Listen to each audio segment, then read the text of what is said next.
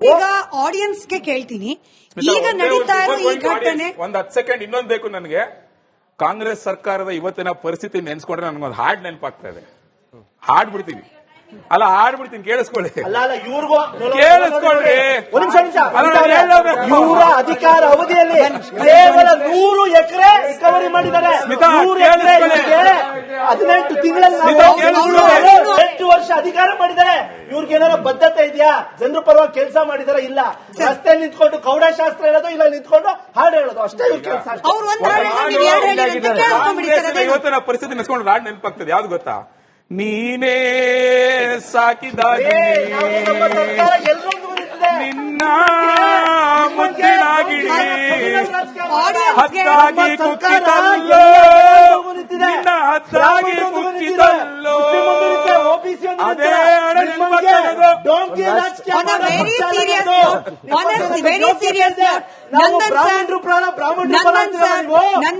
ರಾಜ್ಯದಲ್ಲಿ ಬ್ರಾಹ್ಮಣರ ಅಭಿವೃದ್ಧಿ ನಿಗಮ ಮಾಡಿರೋದು ಇದೇ ಕಾಂಗ್ರೆಸ್ ಸರ್ಕಾರ. ಮುಸ್ಲಿಂ ಬಂಧು ನಿಂತಿದೆ, ದಲಿತ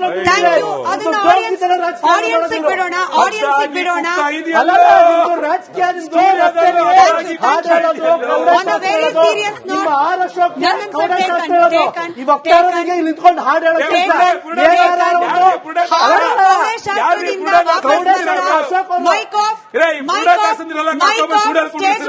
ಎಲ್ಲರದು ಮೈಕ್ ಆಫ್ ಆಗಿದೆ. Various serious note. ಕೌಡೆಶಾಸ್ತ್ರನೋ ಹಾಡೋ ಗೊತ್ತಿಲ್ಲ, ಬೀದಿಗೆ ಬಂದಿರೋದು ಬಡ ಕುಟುಂಬಗಳು. ಆ ಬಡ ಕುಟುಂಬಗಳ ಬದುಕಲ್ಲೂ ಕೂಡ ರಾಜಕಾರಣ ನಡೀತಾ ಇದೆ ಅನ್ನೋದಂತೂ ಕಣ್ಣಿಗೆ ರಾಚ್ತಾ ಇದೆ. ಹೌದು ಅಲ್ವಾ ಅನ್ನೋದನ್ನ ನಾನು ಜನರಿಗೆ ಗೋವರ್ಧನ್ ಅವರೇ, ನೀವು ಒಂದ್ ಮಾತು ಹೇಳಿದ್ರಿ, ವಸೀಂ ಲೇಔಟ್ ಆಮೇಲೆ ಇನ್ನೊಂದು ಹೆಸರು ಹೇಳಿದ್ರು, ಬರೀ ಮುಸ್ಲಿಮ್ಸ್ ಹೆಸರು ಮೇಲೆ ಏರಿಯಾ ಹೆಸರು ಇಡ್ತಾರಂತ. ನಾನು ಕೇಳ್ತೀನಿ, ಫಕೀರ್ ಮಾನ ಮೀನಿಂಗ್ ಗೊತ್ತಾ ನಿಮ್ಗೆ? ಏನಂದ್ರೆ ಫಕೀರ್ ಅಂದ್ರೆ ಏನ್ ಮೀನಿಂಗ್? ಫಕೀರ್ ಅಂತ ಹೇಳಿದ್ರೆ ಅವರು ಭಿಕ್ಷೆ ಬೇಡ್ಕೊಂಡು ಧರ್ಮ ಪ್ರಸಾರ ಮಾಡ್ತಕ್ಕಂಥದ್ದು. ಅವ್ರ ಹೆಸರು ಫಕೀರ್ ಕಾಲೋನಿ ಬಂದಿದೆ. ಅವರು ಹೈದರಾಬಾದ್ ಇಂದ ಬಂದು ಅಲ್ಲಿ ನೆಲೆಸಿದ್ದಾರೆ. ಅದನ್ನು ವಸೀಂ ಕಾಲೋನಿ ಅಂತ ಹೆಸರು ಹೆಂಗ್ ಬಂತು? ಅದ್ ಹೆಂಗ್ ಬಂತು? ಅದನ್ನ ಹೇಳ್ರಿ. ಸರ್, ನಾನು ಮೊದಲು ಒಂದು ಮಾಧ್ಯಮದಿಂದ ಹೇಳಿದ್ದೆ, ನಮ್ಮ ಮನೆ ಜಗಳ ನಮ್ಮ ಮನೆಯಲ್ಲೇ ಇರಬೇಕು, ಬೇರೆಯವ್ರಿಗೆ ತಲುಪಿಸಬಾರ್ದು ಅಂದ್ಬಿಟ್ಟು. ಆ ತರ ತಲುಪಿಸೋದಾದ್ರೆ ಬೇರೆ ಯಾರಾದ್ರೂ ಬಂದು ರಾಜಕೀಯ ಮಾಡ್ತಾ ಅಂತ ಇದೇ ಒಂದು ಮಾಧ್ಯಮದಲ್ಲಿ ನಾನು ಹೇಳಿದ್ದೀನಿ. ಇವಾಗ ಅಣ್ಣಾರು ಹೇಳಿದ್ರು, ಬೊಮ್ಮನಹಳ್ಳಿ ಕಡೆ ಯಾರೋ ಈ ತರ ಮಾಡಿದ್ರು ಬಡವರಿಗೆ ಅಂದ್ಬಿಟ್ಟು. ಆ ಕಡೆನೂ ಬಿಜೆಪಿನೇ ಸತೀಶ್ ರೆಡ್ಡಿ ಅನ್ನೋರು ಅಲ್ವಾ? ನೀವು ಅವರ ಬಗ್ಗೆ ಹೇಳಿದ್ದು ಅಲ್ವಾ? ಕಶ್ಯಪ್ ಅವ್ರಿಗೆ ಪ್ರಶ್ನೆ. ಪದೇ ಪದೇ ಕೇಂದ್ರ ಸರ್ಕಾರದ ಹಸ್ತಕ್ಷೇಪ ಅನ್ನೋ ಕಾಂಗ್ರೆಸ್ ಪಕ್ಷ ಇಲ್ಲಿ ಆಡಳಿತ ನಡೆಸ್ತಾ ಇರೋ ಸಂದರ್ಭದಲ್ಲಿ ಕೇರಳ ರಾಜ್ಯದಿಂದ ಬಂದು ರಾಜಕಾರಣಿಗಳು ಹಸ್ತಕ್ಷೇಪ ಮಾಡ್ತಿರುವಾಗ ಅದಕ್ಕೆ ರೆಸಿಪ್ರೋಕೇಟ್ ಆಗೋ ರೀತಿಯಲ್ಲಿ ವರ್ತನೆ ಮಾಡ್ತಿರೋದು ಯಾಕೆ ಸರ್? ನೋಡಿ, ನಮ್ಗೆ ಹೈಕಮಾಂಡ್ ಅವರು ಏನಾರ ಒಂದು ಫೀಡ್ಬ್ಯಾಕ್ ಕೊಟ್ಟಾಗ ಅದನ್ನ ನಾವು ಕೇಳ್ತೀವಿ, ಏನು ಅದ್ರ ವಿಚಾರ ಮಾತಾಡ್ತೀವಿ. ಫೈನಲ್ ಡಿಸಿಷನ್ ತಗೋಬೇಕಾಗಿರೋದು ಸರ್ಕಾರ, ಮುಖ್ಯಮಂತ್ರಿಗಳು, ಉಪಮುಖ್ಯಮಂತ್ರಿಗಳು. ಅವ್ರು ಏನ್ ಹೇಳಿದಾರೆ ಕೇಳ್ತೀವಿ. ಅದ್ರ ಬಗ್ಗೆ ನಿರ್ಧಾರ ಮಾಡುವುದು ಫೈನಲ್ ನಿರ್ಧಾರ ನಮ್ಮ ಮುಖ್ಯಮಂತ್ರಿಗಳು, ಸರ್ಕಾರ. ಹಂಗ ಹೇಳಿದ ತಕ್ಷಣ ನಾವೇನು ನಿರ್ಧಾರ ಮಾಡ್ಬಿಟ್ಟಿದೀವಿ, ಅಪ್ರೂವ್ ಮಾಡ್ಬಿಟ್ಟಿದೀವಿ, ಫೈನಲ್ ಆಗಿ ಅವ್ರು ಹೇಳಿದ್ ಕೇಳ್ಬಿಟ್ಟಿದೀವಿ ಅಂತ ಅರ್ಥ. ಸಲಹೆ ಸೂಚನೆಗಳು ಕೊಡ್ತಾರೆ, ಎಲ್ಲಾ ಪಕ್ಷದೊಂದಿಗೂ ಕೊಡ್ತಾರೆ. ಇವಾಗ ಬಿಜೆಪಿ ಹೆಂಗಾಗಿದೆ, ಜಿ ಹುಜೂರ್ ಮಾಸ್ಟರ್ಗಳು. ಮೋದಿ ಎದ್ದೇಳ್ಬೇಕು ಅಂದ್ರೆ ಇಲ್ಲಿ ರಾಜ್ಯದ ಸಂಸದರು ಎದ್ದೇಳ್ತಾರೆ, ಕೂತ್ಕೊಳ್ಳಿ ಅಂದ್ರೆ ಕೂತ್ಕೋತಾರೆ. ಆ ಮಟ್ಟಕ್ಕೆ ಹೋಗಿರುವ ಸಂಸದರಿಗೆ ಒಂದು ಮಾತಾಡುವ ನಾಲ್ಗೇನು ಕಿತ್ತಾಕ್ಬಿಟ್ಟಿದ್ದಾರೆ ಬಿಜೆಪಿ ಕೇಂದ್ರ ಸರ್ಕಾರ. ನಮ್ಗೇನಾರ ಹೇಳಿದ್ರೆ ನಾವು ಅವರು ಓಪನ್ ಆಗಿ ಹೇಳ್ತಾರೆ. ನಮ್ ರಾಜ್ಯ ಸರ್ಕಾರ, ಮುಖ್ಯಮಂತ್ರಿಗಳು, ಮಂತ್ರಿಗಳು ಏನಾರ ಹೇಳಿದ್ರೆ ಕೇಳ್ತೀವಿ, ಸಲಹೆ ಸೂಚನೆಗಳು ಕೊಟ್ರೆ ಕೇಳ್ತೀವಿ. ಹೈಕಮಾಂಡ್ ಏನೋ ಹೇಳಿದಾಗ ಅದನ್ನ ಕೇಳುವ ವ್ಯವಧಾನವನ್ನ ಪ್ರದರ್ಶನ ಮಾಡ್ತಿದ್ದಾರೆ. ಹಾಗಂದ ಮಾತ್ರ ಅದನ್ನೇ ಫಾಲೋ ಮಾಡ್ತೀವ, ಒಪ್ಪೋಣ ಸರ್. ಬಟ್ ಹೈಕಮಾಂಡ್ ಯಾವಾಗ ಹೇಳ್ತಿದೆ, ನನ್ನನ್ಸರ್ I am very very very sorry to use this harsh words, ನಮ್ಮ ರಾಜ್ಯದಲ್ಲಿ ಜನ ಕೊಟ್ಟಿರೋದು ಬಹುಮತದ ಸುಭದ್ರ ಸರ್ಕಾರಕ್ಕೆ ಆಜ್ಞೆ ಸರ್.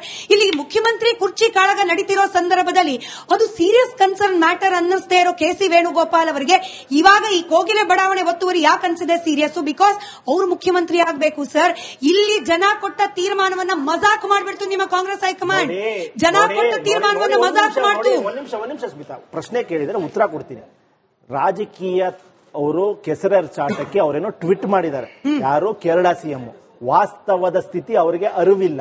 ಇವರೇನೋ ಹಿಂಗ್ ಟ್ವೀಟ್ ಮಾಡಿದಾರಲ್ಲ ನೋಡಿ ಅಂತ ಕೆ.ಸಿ. ವೇಣುಗೋಪಾಲ್ ಹೇಳಿರೋದು ಹೊರತು ಹಂಗ್ ಮಾಡ್ಬಿಡಿ ಹಿಂಗ್ ಮಾಡ್ಬಿಡಿ ಅಂತಲ್ಲ. ಬಿಜೆಪಿ ಅವರು ಜಿ ಹುಜೂರ್ ಮಾಸ್ಟರ್ಗಳು ಇದಾರಲ್ಲ, ರಾಜ್ಯದಿಂದ ಹೋಗಿದಾರಲ್ಲ ಎಲ್ಲ ಸಂಸದರು, ಮೋದಿ ಎದ್ದೇಳ್ತಾರೆ, ಕೂತ್ಕೊಳ್ಳಿಂದ ಕೂತ್ಕೋತಾರೆ, ಅವ್ರ ಬಾಯಲ್ಲಿ ಒಂದು ಮಾತು ಬರುವುದಿಲ್ಲ. ಕೆ.ಸಿ. ವೇಣುಗೋಪಾಲ್ ಅವರೇ ಬಳಸಿರುವ ಪದ ಸೀರಿಯಸ್ ಕನ್ಸರ್ನ್. ಅವ್ರನ್ನ ಟ್ವಿಟರ್ ಅನ್ನ ಮತ್ತೊಮ್ಮೆ ಹೋಗಿ ನೋಡಿ ಸರ್.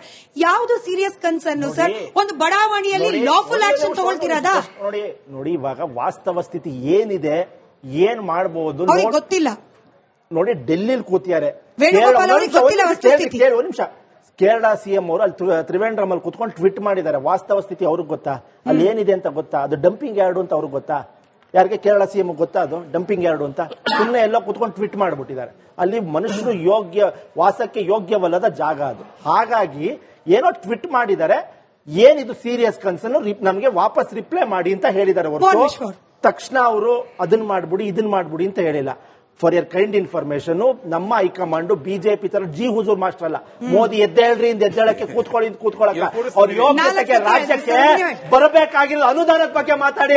ಇವತ್ತು 5,500 ಕೋಟಿ ಭದ್ರಾ ಮೇಲ್ದಂಡೆ ಯೋಜನೆ ದುಡ್ಡು ಬರಬೇಕು, ಅದ್ರ ಬಗ್ಗೆ ಮಾತಾಡಿ. ಪೆರಿಫೆರಲ್ ರಿಂಗ್ ರೋಡ್ ಬಗ್ಗೆ ಮಾತಾಡ್ಬೇಕು, ಅದ್ರ ಬಗ್ಗೆ ಮಾತಾಡಿ. ಅದ್ ಬಿಟ್ಬಿಟ್ಟು ರಸ್ತೆ ನಿಲ್ಸ್ಕೊಂಡು ರಾಜಕೀಯ ಮಾಡೋದ್ ಬಿಟ್ಬಿಟ್ಟು ಅವ್ರಿಗೂ ಅವಕಾಶ ಇತ್ತು 4 ವರ್ಷ ಹೋಗ್ಬಿಟ್ಟು ಅದ್ ರಿಕವರಿ ಮಾಡಿದ್ರ ಆ ಜಾಗನ ಇಲ್ಲ. ಪ್ರಧಾನಮಂತ್ರಿ ನರೇಂದ್ರ ಮೋದಿ ಅವರಿಗೆ ಸಂವಿಧಾನಿಕವಾಗಿ ಸಿಕ್ಕಿರುವ ಅಧಿಕಾರ. ಅವರು ಇಡೀ ದೇಶದ ಪ್ರಧಾನಮಂತ್ರಿ, ಅವರು ಕರ್ನಾಟಕದ ಬಗ್ಗೆ ಸಲಹೆ ಕೊಡೋದು ಸಂವಿಧಾನಿಕವಾಗಿ ಅವರ ಹಕ್ಕು. ಹೋಮ್ ಮಿನಿಸ್ಟರ್ ಅಮಿತ್ ಶಾನು ಅಷ್ಟೇ, ಅವರು ಸಂವಿಧಾನಿಕ ಹುದ್ದೆಯಲ್ಲಿರೋದು, ಸಲಹೆ ಕೊಡೋದು ಅವರ ಹಕ್ಕು. Who is KC. ವೇಣುಗೋಪಾಲ್ ಕರ್ನಾಟಕದ ಬಗ್ಗೆ ಮಾತಾಡೋದಕ್ಕೆ? ಒಬ್ಬ ಆರ್ಡಿನರಿ ಎಂಪಿ ಅಷ್ಟೇ. ಕೆ.ಸಿ. ವೇಣುಗೋಪಾಲ್ ಒಬ್ಬ ಆರ್ಡಿನರಿ ಎಂಪಿ. ಏನ್ ಸಾಂವಿಧಾನಿಕ ಹುದ್ದೆ ಇದೆ ಕೆ.ಸಿ. ವೇಣುಗೋಪಾಲ್ಗೆ? ಬಿಬಿಎಂಪಿ ಅಫಿಷಿಯಲ್ಸ್ ಮೀಟಿಂಗ್ ಅಲ್ಲಿ ಬಂದು ಕುತ್ಕೊಳ್ಳೋದಕ್ಕೆ ನಿಮ್ಗೆ ಪುರಾವೆ ಇದೆ? ಹೋಗಿಲಿ. 2024ರಲ್ಲಿ ಬಂಡೀಪುರ ಟ್ರಾವೆಲ್ ಬ್ಯಾನ್ ಮಾಡ್ತೀನಿ ಅಂತ ಹೇಳಿದ್ರಲ್ಲ, ಏನಕ್ಕೆ? ಪ್ರಿಯಾಂಕಾ ವಾದ್ರಾ ಬಕೆಟ್ ಹಿಡಿಬೇಕಾಗಿತ್ತ ಅವರು? ತಿರ್ಗಾ ಯಾಕೆ 15 ಲಕ್ಷ ಆನೆ ತುಳಿದು ಕೇರಳದವರು ಕೊಟ್ರ? ಏನಕ್ಕೆ? ರಾಹುಲ್ ಗಾಂಧಿ ಬಕೆಟ್ ಹಿಡಿಬೇಕಾಗಿತ್ತ ಅವರು? ತಿರ್ಗಾ ಇವತ್ತು ನಿಮ್ಗೆ ಕೆ.ಸಿ. ವೇಣುಗೋಪಾಲ್ ಹೇಳಿದ ತಕ್ಷಣ ಕುತ್ಕೊಂಡ ನಾವು ನ್ಯಾಯ ಕೊಡ್ತೀವಿ ಅಂತ ಏನಕ್ಕೆ ಕೆ.ಸಿ. ವೇಣುಗೋಪಾಲ್ ಬಕೆಟ್ ಹಿಡಿಬೇಕಾಗಿತ್ತ ಅವರು?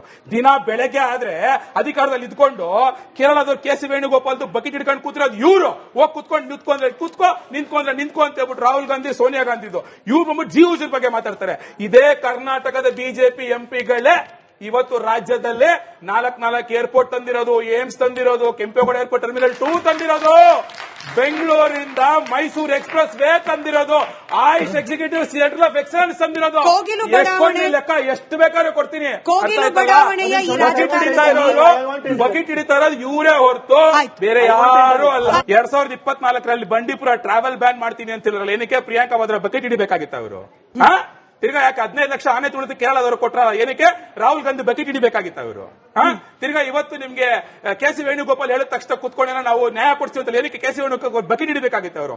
ದಿನ ಬೆಳಗ್ಗೆ ಆದ್ರೆ ಅಧಿಕಾರದಲ್ಲಿ ಇದ್ಕೊಂಡು ಕೇರಳದವ್ರು ಕೆ.ಸಿ. ವೇಣುಗೋಪಾಲ್ದು ಬಕೆಟ್ ಹಿಡ್ಕೊಂಡು ಕೂತಿರೋದು ಇವರು. ಹೋಗಿ ನಿಂತ್ಕೊ ಅಂತ ಹೇಳ್ಬಿಟ್ಟು ರಾಹುಲ್ ಗಾಂಧಿ, ಸೋನಿಯಾ ಗಾಂಧಿದು ಇವ್ರು ಬಂದ್ಬಿಟ್ಟು ಜಿ ಹುಜೂರ್ ಬಗ್ಗೆ ಮಾತಾಡ್ತಾರೆ. ಇದೇ ಕರ್ನಾಟಕದ ಬಿಜೆಪಿ ಎಂಪಿಗಳೇ ಇವತ್ತು ರಾಜ್ಯದಲ್ಲೇ 4 ಏರ್ಪೋರ್ಟ್ ತಂದಿರೋದು, ಏಮ್ಸ್ ತಂದಿರೋದು, ಕೆಂಪೇಗೌಡ ಏರ್ಪೋರ್ಟ್ ಟರ್ಮಿನಲ್ 2 ತಂದಿರೋದು, ಬೆಂಗಳೂರಿಂದ ಮೈಸೂರು ಎಕ್ಸ್ಪ್ರೆಸ್ ವೇ ತಂದಿರೋದು, Ayush executive centre of excellence ತಂದಿರೋದು. ಲೆಕ್ಕ ಎಷ್ಟು ಬೇಕಾದ್ರೂ ಕೊಡ್ತೀನಿ. ಬಕೆಟ್ ಹಿಡಿತಾ ಇರೋದು ಇವರೇ ಹೊರತು ಬೇರೆ ಯಾರು ಅಲ್ಲ.